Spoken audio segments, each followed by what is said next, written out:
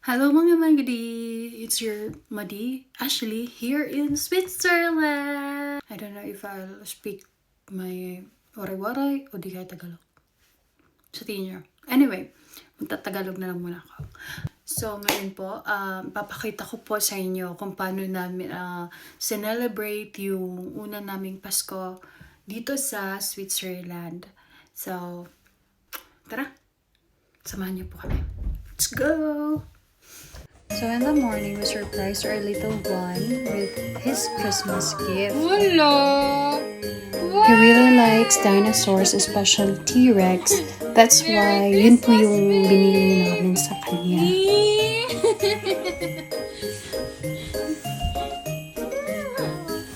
Wow! Say thank you to Daddy. Kiss na Mami.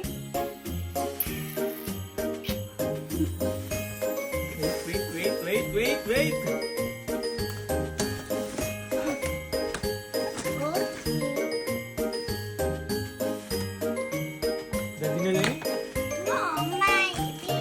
He was a bit afraid of the T-Rex na binili namin or binigay namin sa kanya kasi hindi siya sanay ng naglalakad na T-Rex.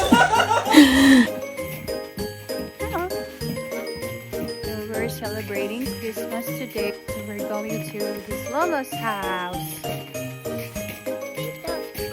Tita house.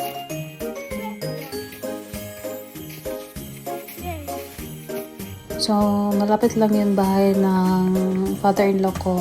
It's just a few minutes walk from our house. Look at the view. Napakaganda. Never ko in-expect na ako'y titira sa isang lugar na dati pangarap ko lamang. Come on! So, ito yung anak ko na tumatakbo papunta sa bahay ng lolo niya. So, this is our first Christmas here in Switzerland.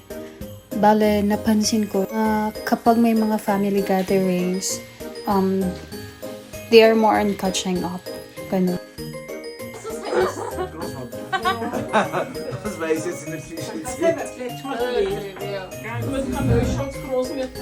So, this is Glühwein. It's a traditional drink na siniserve during winter, especially around Christmas. Say thank you!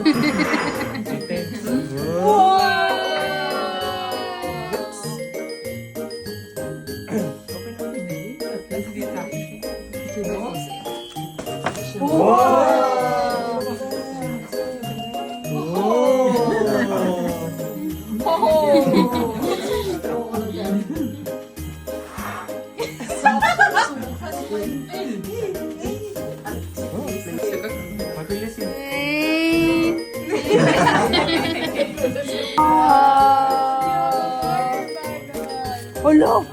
Hola, T-Rex! Hello!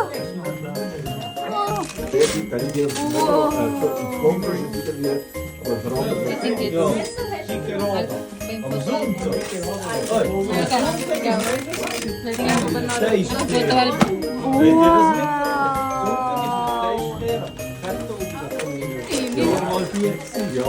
So this is what we had during the celebration. Dried meat, cheese, bread, and lumpia. So here's our son going to the living room because his tanti will show him his Lola's gift.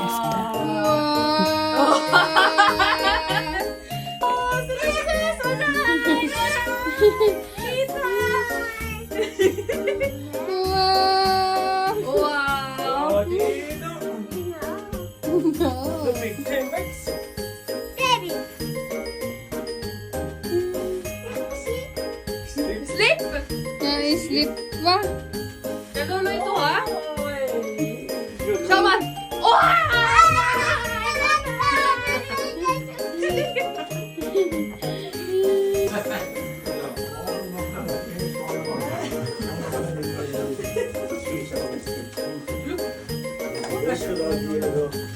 Here is Alexa's gift from his tanti and his tropa.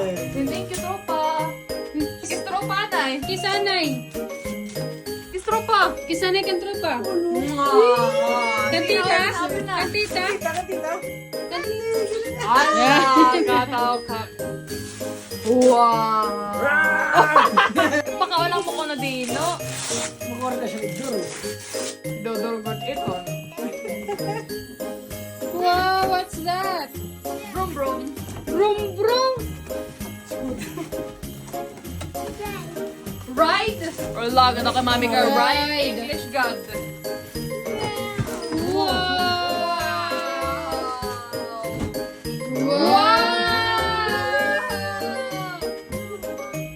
Bata, wala? Wala.